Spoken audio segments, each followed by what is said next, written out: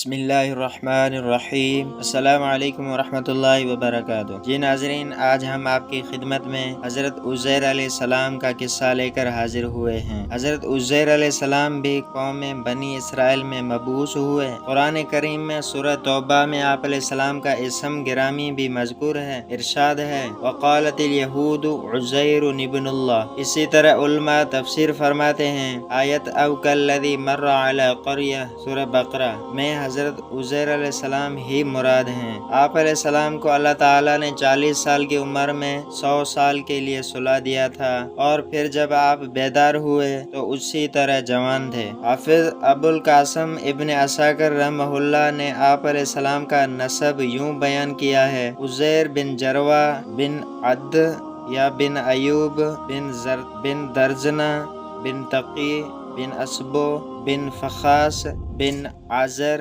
بن حضرت ہارون علیہ السلام بن عمران۔ حضرت عزیر علیہ السلام ان لوگوں میں شامل تھے جن کو بخت نصر نے قید کیا تھا۔ حضرت عزیر علیہ السلام اس وقت بچے تھے جب آپ 40 سال کے ہوئے تو اللہ تعالیٰ نے آپ کو حکمت و دانائی سے نوازا۔ آپ علیہ السلام کو تورات یاد تھی اور تورات کا علم بھی سب سے زیادہ تھا۔ حضرت عزیر علیہ السلام کا ایک ویرانہ سے گزر حضرت عبداللہ بن سلام رضی اللہ عنہ سے مروی ہے کہ حضرت عزیر علیہ السلام ہی وہ بندے ہیں جن کو اللہ تعالیٰ نے 100 سال فوت کر کے زندہ کیا۔ اسحاق بن بشر رحمہ اللہ نے کئی طرق سے بیان کیا ہے جن کے الفاظ میں آپس میں کمی زیادتی ہے کہ حضرت عزیر علیہ السلام بڑے نیک اور عقل مند انسان تھے۔ وہ ایک دن اپنی زمین کی دیکھ بھال کے لیے نکلے۔ واپسی پر وہ ایک ویران جگہ سے گزرے۔ دوپہر کا وقت تھا اور گرمی محسوس ہو رہی تھی۔ آپ علیہ السلام گدھے پر سوار اس ویرانے میں داخل ہوئے تو آپ علیہ السلام اپنے گدھے سے اترے۔ آپ کے ساتھ ایک ٹوکری میں جانور کے لیے چارہ اور دوسری میں انگور تھے۔ آپ اس ویران عمارت کے سائے میں ٹھہرے۔ آپ نے اپنا پیالہ نکالا، اس میں انگوروں کا جوس نچوڑا، پھر ٹوکری سے خشک روٹی نکالی، پھر انگور کے جوس والے پیالے میں روٹی بھگو کر کھانے کے لیے اس میں ڈال دی۔ روٹی نرم ہونے کے انتظار میں تھوڑی دیر کے لیے لیٹ گئے، اپنی ٹانگوں کو دیوار کے ساتھ لگایا۔ اسی دوران آپ کی نظر گھروں کی چھتوں پر پڑی کہ وہ اپنے عرشے پر کھڑی ہیں اور ان کے باعث مر کھپ گئے ہیں، ان کی ہڈیاں بوسیدہ ہو چکی ہیں۔ تو کہا ان کی موت کے بعد اللہ تعالیٰ ان کو کیسے زندہ کرے گا؟ ان کو شک نہیں تھا کہ اللہ تعالیٰ ان کو زندہ فرمائے گا یا نہیں، بلکہ انہوں نے تعجب کا اظہار کرتے ہوئے فرمایا تھا۔ اللہ تعالیٰ نے ان کے پاس موت کا فرشتہ بھیجا، انہوں نے آپ علیہ السلام کی روح قبض کر لی اور اللہ تعالیٰ نے 100 سال ان کو فوت کیے رکھا۔ جب 100 سال مکمل ہوئے اور اسی دوران بنی اسرائیل میں بہت سے نئے حالات و واقعات رونما ہوئے، پھر اللہ تعالیٰ نے حضرت عزیر علیہ السلام کی طرف فرشتہ بھیجا۔ اس نے پہلے ان کا دل بنایا تاکہ وہ سمجھ سکے، پھر ان کی آنکھیں بنائیں تاکہ ان کے ساتھ مشاہدہ کر سکے کہ اللہ تعالیٰ مردوں کو کیسے زندہ کرتا ہے۔ پھر تخلیق شروع ہوئی۔ آپ دیکھتے اور سمجھتے جا رہے تھے، مختلف اجزاء اکٹھے ہو رہے تھے، ہڈیاں اکٹھی ہوئیں، ان پر گوشت چڑھا، بال اور چمڑا رونما ہوا، پھر جسم میں روح پھونک دی گئی۔ وہ یہ سب کچھ دیکھتے جا رہے تھے، پھر وہ اٹھ کر بیٹھ گئے۔ فرشتے نے پوچھا کتنی مدت ٹھہرے ہو؟ انہوں نے کہا ایک دن یا دن کا کچھ حصہ ٹھہرا ہوں، کیونکہ آپ دوپہر کے وقت آرام کے لیے ٹھہرے تھے اور دوبارہ دن کے آخر میں اٹھے تو سورج ابھی غروب نہیں ہوا تھا۔ بعد میں فرمایا یا دن کا کچھ حصہ ابھی ایک دن مکمل نہیں ہوا ہے۔ حضرت عزیر علیہ السلام کا گدھا۔ فرشتے نے کہا آپ 100 سال ٹھہرے ہیں، آپ اپنے کھانے اور پینے کے سامان کی طرف دیکھیں، یعنی خشک روٹی اور اس جوس کو جو پیالے میں نچوڑا تھا، وہ دونوں اسی حالت میں ہیں، ان میں کوئی تبدیلی نہیں آئی۔ اسی طرح انجیر اور انگور بغیر کسی تبدیلی کے بالکل اسی حالت میں ہیں۔ یہ بات سن کر گویا کہ آپ نے دل میں اپنی موت کا انکار کیا تو فرشتے نے کہا اپنے گدھے کو دیکھو۔ آپ نے دیکھا تو وہ بالکل بوسیدہ हड्डियां बन चुका था। फरिश्ते ने गधे की हड्डियों को बुलाया तो वो हर तरफ से आकर इकट्ठी होने लग गईं। फिर हड्डियों पर गोश्त और जल्द का लिबास पहना दिया गया। फिर जल्द पर बाल उग पड़े। फिर फरिश्ते ने उसमें फूंक मारी तो गधा अपने सर और कानों को ऊपर उठाते हुए उठ खड़ा हुआ और आवाज निकालने लगा। उसके मुतालिक अल्लाह ताला का इरशाद है, और अपने गधे की तरफ देखो और ताकि हम तुम्हें लोगों के लिए निशानी बनाएं, और हड्डियों की तरफ देखो हम उनको कैसे उठाते और उन पर गोश्त चढ़ाते हैं।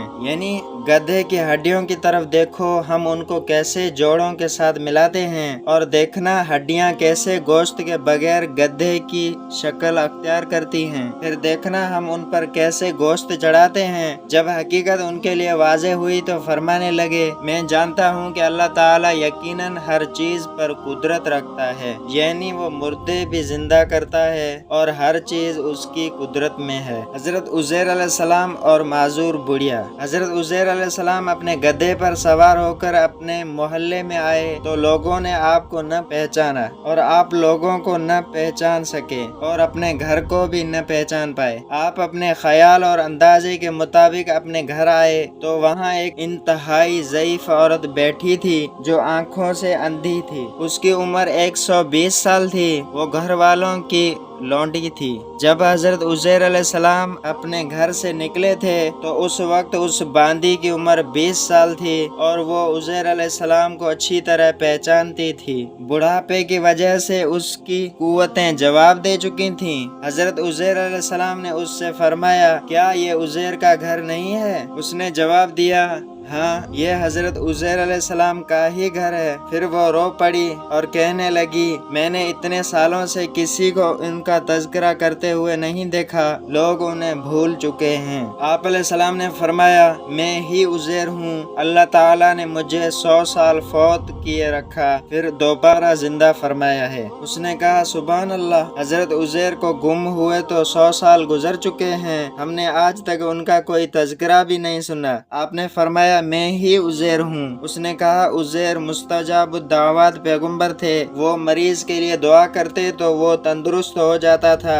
मुसीबत ज़दा के लिए दुआ करते तो उसकी मुसीबत और परेशानी दूर हो जाती थी। लिहाजा दुआ करके अल्लाह ताला मेरी नज़र ठीक फरमाए। अगर तुम उज़ैर हुए तो मैं तुम्हें पहचान लूंगी। हजरत उज़ैर अलैहिस्सलाम ने अपने रब से दुआ की और अपना हाथ उसकी आंखों पर फेरा तो उसकी आंखें दुरुस्त हो गईं और उसका हाथ पकड़कर कहा, अल्लाह के हुक्म से उठ। तो अल्लाह ताला ने उसकी टांगें खोल दी तो वो सही होकर उठ खड़ी हुई, गोया कि किसी रस्सी से खुलकर आजाद हुई हो। फिर उसने देखकर कहा, मैं गवाही देती हूँ कि यकीनन आप उज़ैर ही हैं। फिर बुढ़िया बनी इसराइल के मोहल्ले में गई। वो अपनी मजलिसों और महफिलों में मौजूद थे। हजरत उज़ैर अलैहिस्सलाम का बेटा जो 118 बहारें देख चुका था वो भी मौजूद था और आपके पोते वो भी बूढ़े हो चुके थे। उसने लोगों को पुकारा और कहा, ये उज़ैर तुम्हारे पास आ रहे हैं। उन्होंने उस औरत की तकजीब की।